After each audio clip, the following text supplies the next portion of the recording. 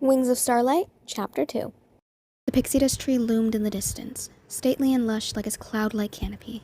Tiered cascades of pixie dust as golden and bright as starlight poured from the heart of the highest branches and pooled on the apex of its trunk. Its limbs curled protectively around the pixie dust well, before veering off in elegant arches and whimsical curlicues. Clarion always thought one looked like an upside-down heart, another like the tail of a curious cat. And just below the well, housed in a hollow of the tree's ancient trunk, was the palace.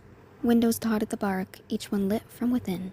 Even from here, Clarion could make out the glow of the light she'd left on in her bedroom, softly emanating from the glass doors of her balcony.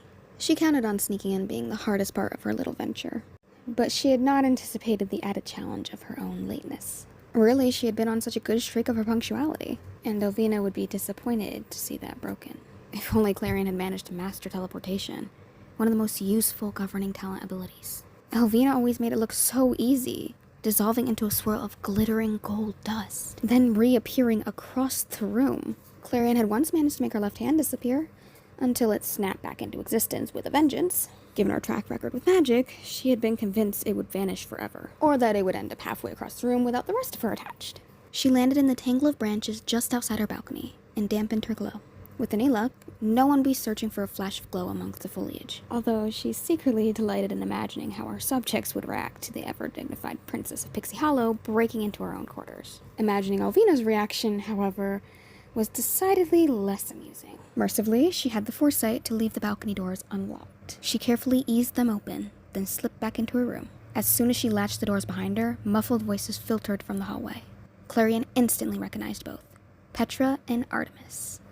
She's just feeling a little under the weather. Petra's voice, Clarion noted with pleasant surprise. It was practically fraying beneath the strain of lying. Her oldest, well, her only friend, had always been terrible at this sort of thing. It didn't help that even after all these years, Artemis, Clarion's guard, always managed to fluster her. Clarion supposed she appreciated the effort, considering she hadn't asked Petra to cover for her. She hadn't even known to expect her today. What fortunate timing.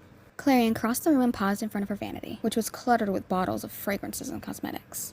A quick glance in the mirror confirmed that she had no pollen streaked across her nose or any stray petals tangled in her hair. She looked a little flushed from her flight, but that's nothing that couldn't be explained away. Petra had said she felt ill after all.